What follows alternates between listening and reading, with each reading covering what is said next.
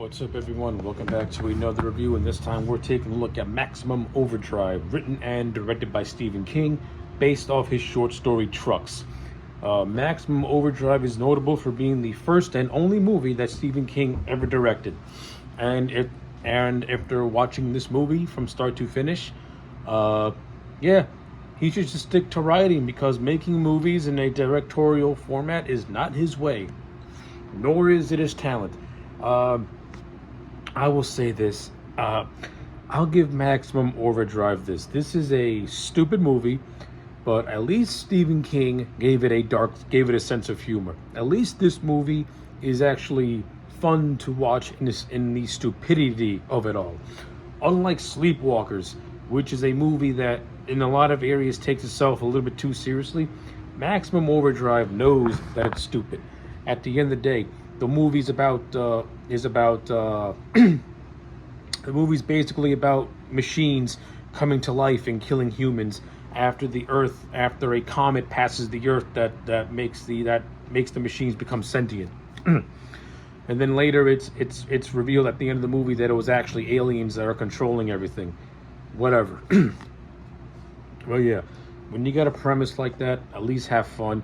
And there are moments of this movie that are fun, and there are moments in this movie that are decently directed.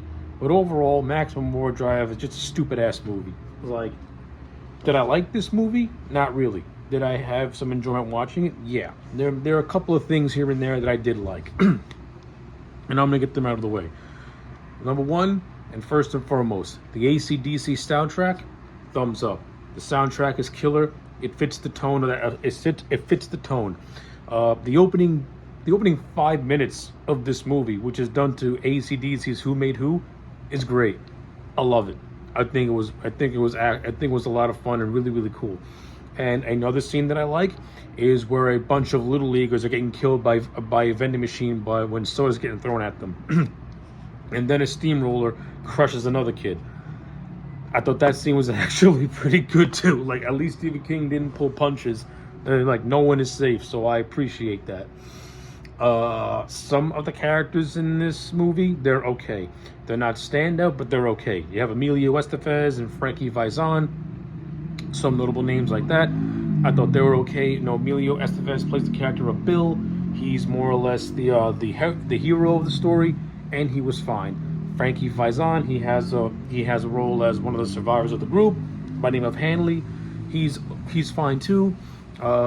His character's biggest moment is when he introduces his semi-truck into the movie, which ends up being the de facto lead truck. And this truck stands out because it has a giant fiberglass portrait of the Green Goblin from Spider-Man right on the front bumper as grills. So yeah, you basically know which truck is the lead villain, and it's the Green Goblin truck. I mean, that was pretty cool. I'll give it that. Some of the kills in this movie, some of the way the machines dispatch of humans, they're done in very over-the-top yet creative ways, so I'll give the movie that. Not every actor in this movie is great. Now, this movie actually has Yardley Smith, and if you're familiar with Yardley Smith, she voices Lisa in The Simpsons. Now, in The Simpsons show, she's really good as Lisa. In this, she plays a woman that's part of a married couple, and Yardley Smith is by far the most annoying actress in this movie. Her voice gets grating. Her constant whining gets irritating. I'm thinking to myself, I want the truck to come and get her because I can't take this anymore. I mean, Christ, I like Yardley Smith. I didn't like her in this. She was grating on the ears. What else? I mean, yeah, and then you have other supporting actors who are fine. Like, the romance between Bill and this girl, it's not really well fleshed out. It's like just there, and it feels so forced and shoehorned in.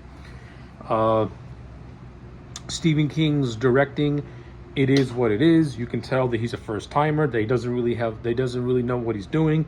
He's not like, when King is writing. In King's writing, he knows how to create tension and create suspense. He knows how to give characters really, really good dialogue. You don't get that in this movie. This movie does not have a lot of tension, doesn't have a lot of suspense. Even though this movie is meant to be played for laughs, you do gotta have some moments where you gotta take the threat a little bit seriously. And very few and far between do you get that in this film. Like, this movie does not have a whole lot of suspense in it, which is a shame, because this movie could have benefited from having a few serious scenes that where the tension could be ratcheted up and you feel that the characters are in a life and death situation. You know, it's okay to do that. That didn't happen in this movie. It is what it is. You can tell that Stephen King, that directing is not his forte, writing is. But even this movie showcases the worst of Stephen King's writing, because the characters are very, very flat. They're not memorable at all.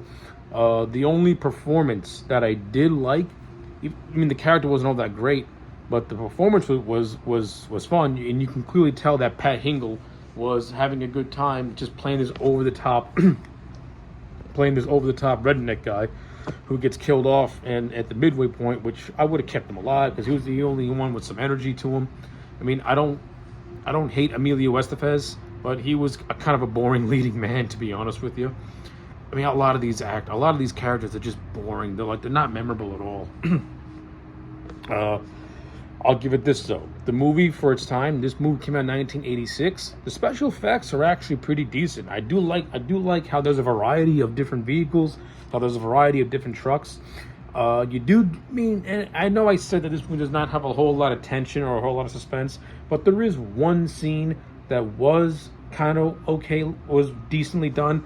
And that's when this kid named Deke is riding along a neighborhood full of dead people and full of dead animals and stuff like that.